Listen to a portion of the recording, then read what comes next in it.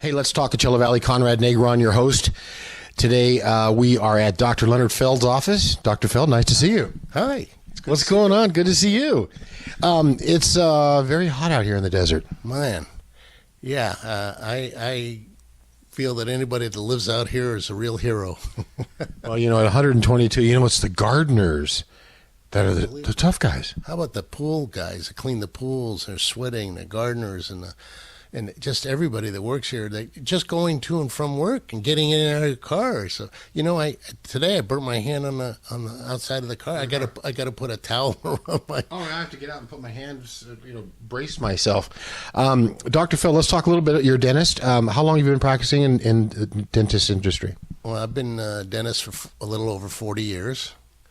You started when you were 11, I think? Yeah, 11 and a half, I think it was. Yeah, we believe that. So, I've been practicing for 40 years, and I think I got a lot of it down now, and the practice is now perfected. Or you're starting to figure it out. After 40 years, we got it figured out. Do you think people sometimes ignore, and I don't want you to talk about me, that sometimes people don't understand neglecting their mouth? It's we're finding out more and more that the mouth is associated with a lot of other things. We think it has to do with certain diseases in the body, and along with nutrition, and there seems to be a lot of overlap with a lot of things. So, is the mouth neglected by a good population? Yeah. Do you think that eventually, if people get infections and stuff, it leads to people dying? Well, I can't say that, but it seems to be associated with a lot of problems. We know that heart attacks, stroke, things are associated with certain things of the mouth. I didn't know you know this, but we know that, for instance, oral cancer. One patient every hour dies of oral cancer. Every hour. That's insane. Yeah, so that's 24 people a day. That's hundreds of people a week, tens of thousands a month. So that's not even detected, and you're talking worldwide? No, I'm just talking about here in the United States. Oh my gosh, that's a little scary. I think everybody should start brushing their teeth. Or something like that, or maybe go see a dentist. Maybe go see a dentist. I mean, that would be a good one. I was in all my years, and right now, I know some people that have neglected. A lot of elderly people, correct me if I'm wrong, have been scared to go to the dentist. They haven't gone in 65 years. Listen, it's normal. No one likes to do anything that they feel guilty for not taking. They haven't taken care of the mouth. They haven't taken. I don't even like to change the oil in my car because they might see I've got a dirty car. And I wait till the very last minute to change my oil. I mean, it's probably past due, but I'm no different than anybody else. Everybody waits to the end. And then what happens, women and men are different. Men don't care, women do care, but there seems to be a fear associated with this, which nowadays, with what we do, there really doesn't have to be. But I think it's fear of the unknown. And when you don't know something, I think that's scary. So the fear of the unknown is realistic? Yeah, and what people perceive to be is their value or their truth. So if they think it's going to hurt, it's going to hurt. If they heard from someone that, it's killing me. So I have a kind of a cute thing is when I'm working in Los Angeles and we're doing a dentistry, I said, don't tell the people it didn't hurt, because if it hurts, then I can charge more. Just kidding. We're with Dr. Leonard Feld today here at his office in Indian Wells. Snoring, it's a big issue. They have those big, masks that people put on and other things. You kind of been working with a lot of people in snoring. Tell me a little bit about how that works, or how people can stop suffering, I guess, because they almost die, right? Well, snoring is a little bit different than breathing. Okay. Snoring is a sleep disorder. Is a disorder of airway passage, and what snoring is kind of like a sign that something's wrong. Snoring isn't necessarily, it's obtuse in that your partner doesn't like it, and it can be it can be life-threatening, but really it can be just even loose tissue in the throat by someone that's a little heavy, and it starts vibrating. The real issue is snoring is a sign that maybe something is wrong. So if there's something wrong, we usually do it. If your car is making noise, you kind of want to find out why, because it normally doesn't make noise. So we're not supposed to make noise when we sleep because the predators would find us, right? Well, isn't it funny? I guess the guy who snores is the one who falls asleep first. Yeah, and then you kind of kick him out of bed. Especially on a fishing trip, right? Or you're sharing a room with 3 other guys from the baseball team. Yeah, that's we used to go fishing. The neighbors came back by and said, "Who's that guy? The whole house is shaking." It was me. So I had that stuff too, and for years, and I didn't know it because it's subconscious. You don't know you snore unless someone gives you an elbow. And so I finally got from my wife. I used to get sores on the side, and I said, "Why don't we sleep the other way for a while? Because then she could get me on the other side." Do you think, like for me, if I lay on my back, I snore, but on the side, I don't. Well, when you're on your back, the tongue falls backwards. And then it kind of gets in the way of your airway that's supposed to go in your mouth. But really, if we go to the next step, the reason you snore is because you're breathing through your mouth. Because if you breathe through your nose, you can't do that. But since your tongue is blocking, you have to force it. So the first thing that's blocked is your nasal airway, and so you still have room to breathe through your mouth. So you clench your teeth, you break your back teeth, and that's one of the signs. The person has front teeth are fine, the back teeth are breaking, they need crowns, they need root canals. It's usually a sign that they're grinding their teeth to try and breathe. Well, now I've known you for a little while, and we were talking about something a little while, and we were talking about some of the neurological problems, the dementia, multiple sclerosis, Parkinson's disease. Is it something, we talked about this and you wrote an article about it, is it preventable? Are there ways to access the brain through certain dental procedures? Am I on the right, does that make sense? Or it's a complicated issue. And what we're looking at now is we feel that there are certain nutritional deficiencies causing some of these things. A thing called leaky gut, a thing called some of the foods we're eating causing things, because there's been a major increase in the last 30 years on Alzheimer's. There's been a major increase on autism.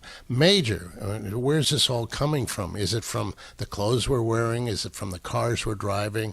I mean, what is it? So a lot of us have come up with the idea that we think it's either nutrition or a factor of that, or what about oxygen? So since the number one hierarchy for survival is oxygen, the second is balance. And when you have some of these things, they have balance problem. People have balance problem. And you're talking about neurological. Well, what is that? Well, neurological is usually neuro from the brain, and the brain's kind of in charge of everything. So a lot of things that you get adaptation, or there's reasons for things happening. And what we found is a Nobel Prize winner, Dr. Bove, from the Mayo Clinic in Rochester, Minnesota. He did a research paper, and he found that 100% of the people that had Parkinson's, 100% of the people had Alzheimer's, and 100% of the people had dementia or motor movement disorders, where the people shake and they twitch. Every one of them had sleep deprivation. Now, what is sleep deprivation? Well, people don't know they don't sleep because everybody sleeps. But sometimes do people complain, well, I really didn't sleep and I was up all night, but that's just not true, is it? Sure it is. Yeah, some people actually wake up 4 or 5 times a night, and then they have to go to the bathroom or something like that, and they think that that's why they got up, because they had to go to the bathroom. So, but it's not normal, because that's when you have to recoup. So there's different forms of sleep. Okay, you can have, I'll keep it simple, deep sleep, light sleep, REM sleep, and no sleep. Okay, so no sleep is you're tossing and turning. And why are you doing that? Well, we find a large portion of this is because of airway, because of a lack of ability to breathe. So we need oxygen. The brain needs oxygen. It cannot survive without it, okay? So it will do all kinds of things to get it. So it'll wake you up, because if you're not breathing, that's not a good thing. You know, if you're choking, that's not a good thing. And what people do is, when they can't breathe, when the larynx closes, or the airway closes, either by virtue of the tongue being in the wrong place or too far back because the jaw not being in the right position, or because of someone heavy, and so this is occluded and it makes the situation possibly worse. We thought for a long time that why men have this problem more than women. Well, Does women talk too much? well Not going to get me in trouble. I'm sorry for that. better stop, you know, there's a sexual connotation there. Anyway, so what's the deal? The deal is that men are heavier and have been for years, but guess what? We have equality now, and everybody's equal. So now the women get to have the same problems the men have. So is it just because you're heavy? No, we know that's not the truth anymore, because I have people that have 2% body fat with strokes and heart attack. So what's the deal? And then we find out they're not breathing. Why are they not breathing? Well, somehow the position of the jaw is not in the right place, and the tongue is attached to the jaw. So if it's too far back, because of many reasons, So let me understand this. So then you can't breathe. the positioning of the jaw is really important, because if you can clear that, you might be able to breathe easier, and then not have the, what do they call it? You don't get dopamine or something like that. Well, dopamine is keeps us alive, okay, so to speak. It's a feel-good drug. It's keeps us moving. It makes all the connections work. We now think that is a major function. Why is dopamine now not there? What's causing it to stop? So with a lot of these, should I call them neurological disorders, we see brain death. What causes the brain death? Why is the brain dying? Is it because of nutrition, or is it because of lack of oxygen? Well, if you go, let's say 2% or 5% less oxygen than you need to function over 25, 30 years, I'll ask you the question, since I'm going to ask you the question. Do you think that could get in the way of bodily function? I would think so, 100%. Okay, so you watch football or basketball or women's basketball, whatever it is, and you watch them, and when they get tired, they don't function the same. When they're not getting oxygen, they don't function the same. That's why they substitute to bring fresh bodies in that can breathe. So if you're breathing heavy and you don't get the oxygen you need, that is a lack of, well, if you're doing that at night, you can't change that. Mm-hmm. So what happens is people start choking, and it gets blocked off. The tongue blocks off the airway, and you can't breathe. So the brain says, we think the brain says this, we don't know what the brain says, but the brain says, if you stay this way, I'm going to die, and don't like that. So they wake up, but they don't wake up.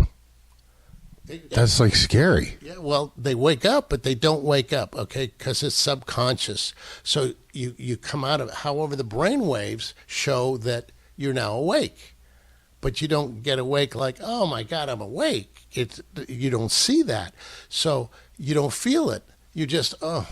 Okay, so if you do this all night where you're waking up and going to bed, you don't get restful sleep. If you don't get restful sleep, the body does not heal. That's the time you're supposed to be healing. You're replacing hormones. There's a whole cascade of events that happens when you wake up. Now, you don't realize you wake up because it's subconscious. Now, what does that mean? Well, you don't recognize the fact. If I say to you, do you wake up at night? No, I'm fine. I wake up sometimes. I try not to drink like too much water, and since it's hot out here and my lips get dry, I try not to drink a lot. Well, the dehydration is serious. One of the big reasons out here in the valley for people to get dizzy is they don't have enough water. Okay, so you have to, and I'm the world's worst at this. I drink a lot of water. I think it just kind of builds up because sometimes I wake up and I go to the restroom and it feels like I drank 6 beers. Okay, so and if you didn't drink, you'd still get up and go to the bathroom. So what is it, the chicken or the egg? Yeah. If you wake up and then all of a sudden you have the urge to go to the bathroom, well, you go to the bathroom, and where that translates is people think they woke up to go to the bathroom. Okay, because you don't know why. You didn't know you woke up because you're suffocating to death. Okay, so people that get strokes, that get heart attacks, that get 51% of now the diabetics have sleep disorders. 87% of the heart attack patients have sleep disorders. 73% of the stroke victims have sleeping disorders. So I don't know, should we talk about the 13% or should we talk about the 86% or 84%? Should we talk about the 23% or should we talk about the 76%? Which one should we focus on? It seems to me that if it's such a big number, we should be paying more attention to breathing. Now, the problem is, and why this is happening, people don't realize that during the day we breathe too. Did you know that? I didn't know that. Okay.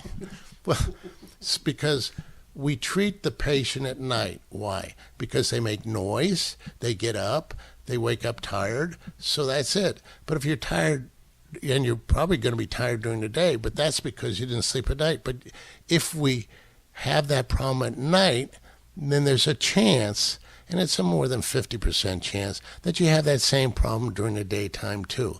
But you don't make noise during the daytime. Mm-hmm. You don't choke. Why? Well, we start adapting. The body adapts. We kind of compensate. I don't know what the correct word is, but we compensate, we adapt, we change. Conform, that's it. The body has to adjust because it needs oxygen. Dr. Leonard Feld's with us today. We could do this for a little while. Will you promise to come back? Well, I'll come back. Should I change clothes? Yeah, we'll make you change clothes. Everybody's got to get down here to the Smile Center here in Indian Wells. Doc, thanks for coming on today. You're going to have to come back because we can talk about this for hours. This concludes another episode of Let's Talk Coachella Valley. For CoachellaValley.com, I'm Conrad Negron. Leonard, thanks for coming on. Well, thank you. All right, brother. Thank you very much.